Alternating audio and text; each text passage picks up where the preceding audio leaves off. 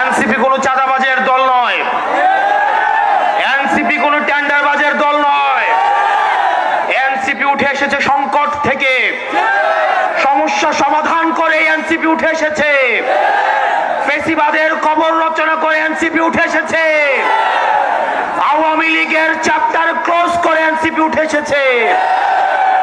আপনারা এনসিপির হাতকে শক্তিশালী করুন। আমরা আপনাদেরকে প্রতিশ্রুতি দিচ্ছি, পরবর্তী বাংলাদেশে জনগণের বাংলাদেশ করার জন্য এতদিন পর্যন্ত আমাদের দেশটা হয়েছে ধনিক শ্রেণীর, আমাদের দেশটা হয়েছে বসুন্ধরার, আমাদের দেশটা হয়েছে প্রশাসনের, আমাদের দেশটা হয়েছে আর্মিদের, আমাদের দেশটা জনগণের হয়ে ওঠে নাই। আমরা আপনাদেরকে প্রতিশ্রুতি দিচ্ছি, এনসিপির নেতৃত্বে ক্ষমতা জনতার হাতেই আমরা ফিরিয়ে দিব। প্রিয় সিলেটবাসী, আপনারা সবাই ঐক্যবদ্ধ থাকবেন।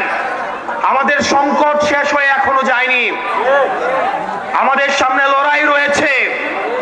ইতিমধ্যে আওয়ামী লীগের একটা পক্ষ, যারা আওয়ামী লীগ করেছে, আওয়ামী লীগের সুবিধা নিয়ে লেখক হয়েছে, আওয়ামী লীগের সুবিধা নিয়ে যারা অ্যাক্টিভিজম করেছে, আওয়ামী লীগের সুবিধা নিয়ে যারা মিডিয়া খুলেছে, তাদের প্রতি আমাদের সজাগ দৃষ্টি রাখতে হবে।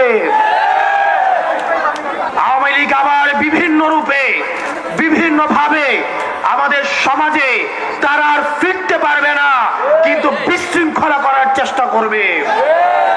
তাদেরকে আমাদের ঐক্যবদ্ধভাবে প্রতিরোধ করতে হবে।